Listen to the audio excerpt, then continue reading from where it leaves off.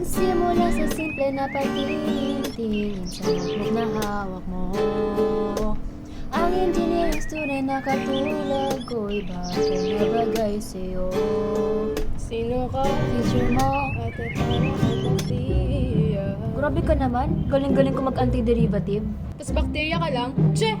Sige nga, ilan ang mga bacteria kung 6 siya sa umpisa tapos dumodoble kada 5 hours? Ikaw mo na lang, lagay mo ln of 2 over 5. Tsaka, may GF na akong engineering student, no? Para saan ba yan? Hindi naman ata mga gamit yan eh. If take for example, isa kang bakterya sa inidoro na 100 grams at nag-half-life ka kada 3 oras kasi binuhusan kita ng mainit na tubig. Ilan ka na lang nun? Kalyo mo, sige. Engineering ba talaga to? Dadami lang ako lalo eh. Di marunong mag-problem solving to.